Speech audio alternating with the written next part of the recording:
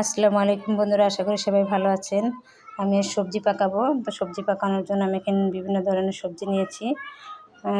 সবজির মধ্যে রয়েছে গাজর, আলু, মিষ্টি কুমড়া, ঝিঙ্গে, আর রয়েছে পটল। সাথে আমি মসুর ডালও দিয়ে দিয়েছি।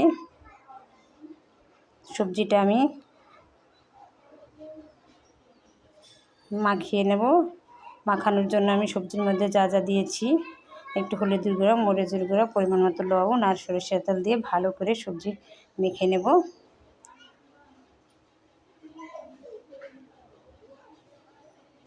সবজির কালার দেখতে খুব সুন্দর লাগছে, আর সবজি পাকালে খেতেও খুব ভালো লাগে। সবজি মাখানো হয়ে গেছে। এর মধ্যে আমি পানি দিয়ে চুলায় বসিয়ে দিলাম। সাথে দিয়ে দিলাম গরম মশলা। গরম মশলায় ছিল তেজপাতা, দারুচিনি আর এলাচ। দিয়ে আমি ভালো করে নেড়েচেড়ে মিলিয়ে ঢাকনা দিয়ে ঢেকে সিদ্ধ করে নেব।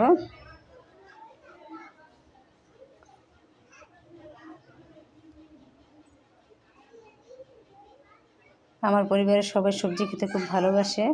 সাথে যদি রুটি হয় তাহলে তো কোনো কথাই নেই। আমার সবজি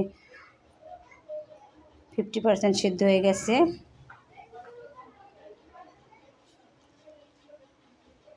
এখন আমি এর মধ্যে কেটে রাখা ঢেঁড়স তরকারি দিয়ে দিলাম। ঢেঁড়সটা আমি আগে দিইনি, কারণ ঢেঁড়স তরকারি বেশি সিদ্ধ হয়ে গেলে লদলদা হয়ে যায়, এজন্য আমি ঢেঁড়সটা পরে দিলাম। আর কিছুক্ষণ ঢাকনা দিয়ে সিদ্ধ করে নেব। তারপর আমি বাগার দেব। আমি বাগার জন্য এখানে পেঁয়াজ কুচি করে নিয়েছি আর রসুন ছিলে থেতলে নেব।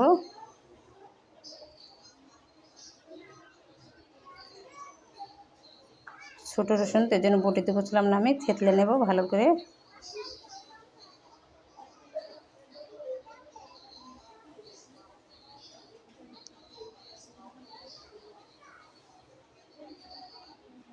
আমার সবজি সিদ্ধ হয়ে গেছে। এখন আমি বাগার দিয়ে নেব। বাগারের জন্য আমি প্যানে তেল দিয়ে দিয়েছি। তেলটা গরম হয়ে আসছে। এর মধ্যে দিয়ে দিলাম মৌরি। মৌরিটা একটু ভেজে এর মধ্যে রসুন কুচি দিয়ে দেব। দিয়ে দিলাম রসুন কুচি। রসুনটাকে ভালো করে ভেজে নেব। রসুনটাকে ভালো করে ভেজে নিলে সুন্দর একটা ফ্লেভার আসে। আমার রসুন ভাজা হয়ে গেছে। এর মধ্যে পেঁয়াজ কুচি দিয়ে দেব।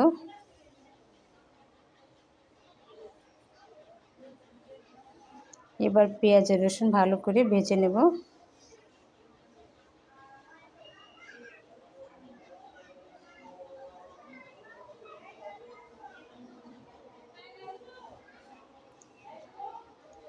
আমার ফোড়নটা খুব সুন্দরভাবে ভাজা হয়ে গেছে। এবার সবজির মধ্যে দিয়ে দেব।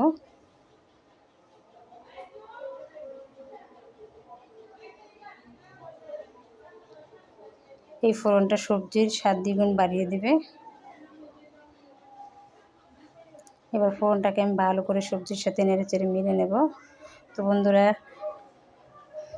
এখনও যারা আমার ভিডিও দেখছেন,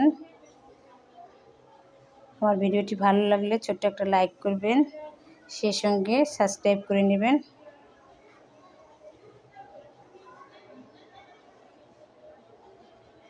সবজির মধ্যে একটু চিনি দিয়ে দিলাম। তো বন্ধুরা, সবজি রুটির সাথে খেতে খুবই ভালো লাগে।